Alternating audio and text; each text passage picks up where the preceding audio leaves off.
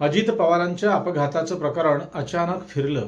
रोहित पवारांचा रोष प्रफुल्ल पटेलांवरच का आहे?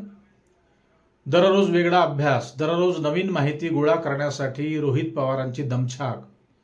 घडला तो अपघात नव्हता तर मग नेमकं षडयंत्र होतं का? हे सर्व जाणून घेण्यासाठी हा व्हिडिओ मंडळी शेवटपर्यंत बघा, म्हणजे तुमच्या सर्व लक्षात येईल. दादांचा तथाकथित अपघात होऊन आता 1.5 महिना लोटला आहे, परंतु महाराष्ट्र प्रकरण विसरला नाही. रोहित पवार दररोज आपल्या काकांच्या न्यायासाठी वन फिरतायत.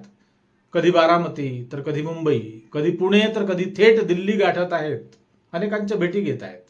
या त्यांच्या पायपिटी दरम्यान त्यांनी राज ठाकरे साहेब, उद्धव ठाकरे साहेब, अरविंद केजरीवालजी, राहुल गांधीजी, सोनिया गांधीजी या सर्वांच्या भेटी त्यांनी घेतल्या. आणि बघा, 99.99% हा घातपातच आहे. आणि तो कसा घातपात होऊ शकतो यासाठी अनेक तथ्य, अनेक पुरावे सोबत घेऊन या सर्वांना त्यांनी माहिती दिली त्या भेटी दरम्यान. परंतु देशाचे गृहमंत्री अमित शहांनी मात्र त्यांना भेटण्यासाठी वेळ दिली नाही. त्यांच्याकडे वेळ नव्हता रोहित पवारांना भेटण्यासाठी. आणि मग इथेच संशयाची सुई वाढली. आणखी प्रश्न पडलाय मंडळी. एकीकडे अमित शहा आपल्याला वेळ देत नाही आणि दुसरीकडे प्रफुल्ल पटेल, सुनील तटकरे आपल्या बाजूने ठामपणे बोलताना दिसत नाही. अर्थात रोहित पवारांच्या बाजूने ते का बोलतील हा प्रश्न आहे. परंतु दादांच्या पक्षात होते, दादांशी मैत्री होती, तर मग त्यांना काहीच कळवळा या प्रकरणाचा नाही का, असा रोहित पवारांचा सवाल आहे. फक्त पटेल आणि तटकरेच नाही तर अमोल मिटकरी वगळता कुणीही दादांच्या पक्षात या विषयावर स्पष्ट बोलायला तयार नाहीत. कारण काय? त्यामुळे दिवसेंदिवस रोहित पवार आणखी आक्रमक होत चालले आहे. तुम्हाला ठाऊक असेल, VSR विमान कंपनीचा मालक कोण, VK सिंग याने पायलटची चूक सांगून मोकळं होण्याचं ठरवलं. त्याने सांगून टाकलं की पायलटची चूक होती, बस संपला विषय. दुसरीकडे CIDचा तपास हा क्रिमिनल अँगलने होताना दिसत नाही. आणि तिसरी महत्वाची गोष्ट, ज्या कंपनीच्या विमानात दादांचा तथाकथित अपघात झाला त्या कंपनीची विमानं अजूनही ग्राउंड करण्यात आली नाही. त्यांना बंदी घालण्यात आली नाही पूर्णपणे. उलट त्याच कंपनीच्या विमानाने सुनेत्राताई पवारांनी मला वाटते कुठेतरी नाशिकला, मुंबईला कुठेतरी प्रवास केल्याची माहिती आहे. तिसरी महत्वाची गोष्ट ही आहे की पोलीस FIR नोंदवून का घेत नाही. त्यामुळे VK सिंग याला कोणीतरी वाचवतंय. आणि का वाचवतंय तर तो अडकला तर दादांच्याच पक्षातील पटेल किंवा तटकरेंचं नाव पुढे येईल किंवा तो या चौकशीत यांच्या नावाचा कुठेतरी उल्लेख करेल. या भीतीमुळे प्रकरण फिरेल आणि प्रफुल्ल पटेल अडचणीत येतील. आणि म्हणूनच मग VK सिंगला कोण वाचवतंय हे रोहित पवारांच्या लक्षात आलं असल्याने रोहित पवार याबद्दल अगदी थेटच बोलले आणि ते दररोज पत्रकारांपुढे बोलतायत. VK सिंगचा मुलगा रोहित सिंग यांच्या लग्नासाठी राजस्थानमधील जयपूर येथे प्रफुल्ल पटेल आणि आणखी काही मोठे नेते त्यांच्यासोबत गेले होते, असा दावा रोहित पवारांनी केला आहे. परंतु ही बातमी मीडियामध्ये येताच पक्षाच्या प्रवक्त्यांनी, अर्थात दादांच्या पक्षाच्या प्रवक्त्यांनी रोहित पवारांचा हा दावा फेटाळून लावला आहे. त्यांचं म्हणणं आहे की प्रफुल्ल पटेल त्या लग्न समारंभात गेलेच नव्हते. परंतु पुढे बघा, त्यानंतर रोहित पवारांना पुन्हा प्रश्न करण्यात आला पत्रकारांद्वारे. त्यावर उत्तर देताना रोहित पवार म्हणतायत, त्या लग्नात कोण कोण गेलं होतं याची पुराव्यासहित इत्तंभूत संपूर्ण माहिती माझ्याकडे आहे, असं रोहित पवारांचं म्हणणं आहे.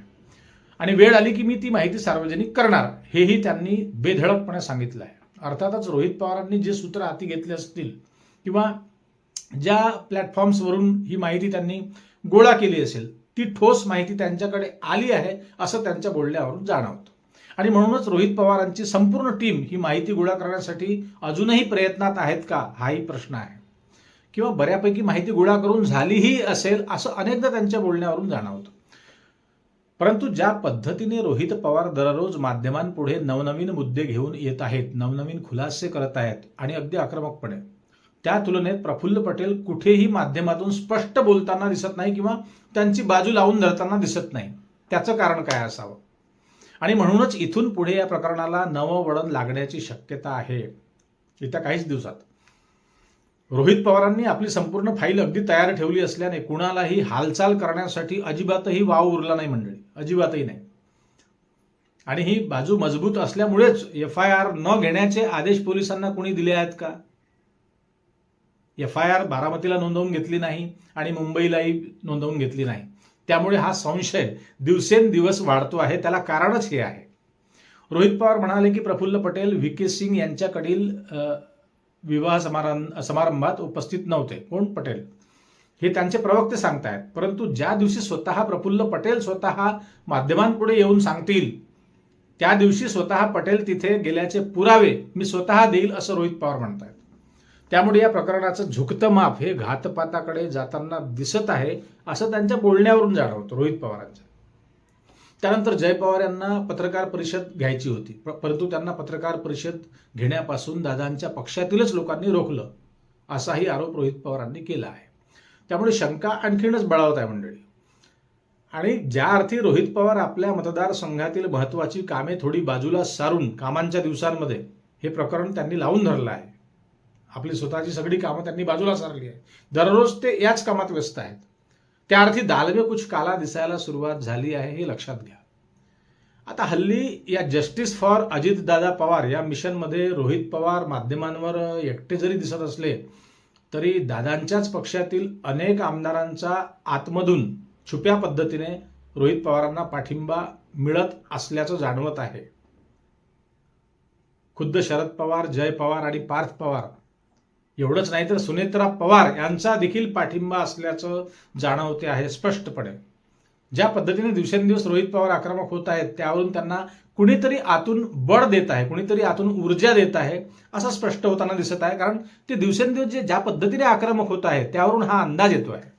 महाराष्ट्रातील दादांचे तमाम चाहते असतील किंवा त्यांचा मतदार वर्ग असेल, ही सगळी मंडळी अजूनही न्यायाच्या प्रतीक्षेत आहेत. अनेकांना वाटत असेल की महाराष्ट्र या प्रकरणाला विसरला असेल, राजकीय मंडळींना वाटत असेल, पण तसं अजिबातही दिसत नाही. कारण अजूनही सोशल मीडियावर हा विषय जिवंतच आहे. दररोज रील्स फिरतायत आणि ही आग धुमसत राहावी यासाठीच रोहित पवार कदाचित दर दिवशी हे प्रकरण घेऊन मीडिया पुढे येत असतात. येत्या काहीच दिवसात विधानसभा आणि लोकसभा या दोन्ही सभागृहात हा प्रश्न चर्चेत येण्यासाठी देखील रोहित पवारांचे प्रयत्न सुरू असणार आहे. मंडळी, शेवटी बघा, सामान्य नागरिकांना हेच वाटतं की अशा प्रकरणांचा छडा लागायलाच पाहिजे. त्याचं कारण आहे. कारण जर का अपघात असेल तर त्याचा उगम देखील मग राजकीय क्षेत्रातूनच झाला असेल. मग अशा प्रकारचे चेहरे, क्रिमिनल चेहरे काही असतील तर ते जनतेपुढे येणं लोकशाहीसाठी अतिशय आवश्यक आहे. आणि पुढे अशा घटना घडू नये यासाठी देखील. असो मंडळी, तुर्तास थांबतो. आपल्याला नेमकं काय वाटतं ते कमेंटमध्ये नक्की काय आहे ते लिहा. तुम्हाला हा अपघात वाटतो की घातपात, तुमचा अंदाज काय आहे ते नक्की कळवा. आपल्या चॅनलवर नवीन असाल तर सबस्क्राईब करा आणि जास्तीत जास्त लोकांपर्यंत हा व्हिडिओ शेअर करा, लाईक करा. पुन्हा भेटूच नवीन विषयावर बोलण्यासाठी नव्या दिवशी नव्या दमानं मंडळी. तोपर्यंत नमस्कार. परंतु एक आनंदाची बातमी, आपला रिनेश रंजन परिवार हा 1 लाखापर्यंत आता जातो आहे येत्या काहीच दिवसात. तर तुमचे मनापासून आभार, उपकार आणि तुम्हाला खूप खूप शुभेच्छा. कारण हे चॅनल तुमच्या हक्काचं आहे. तुमचा आवाज उचलणारं हे एकमेव चॅनल आहे. रिनेश रंजन, नमस्कार.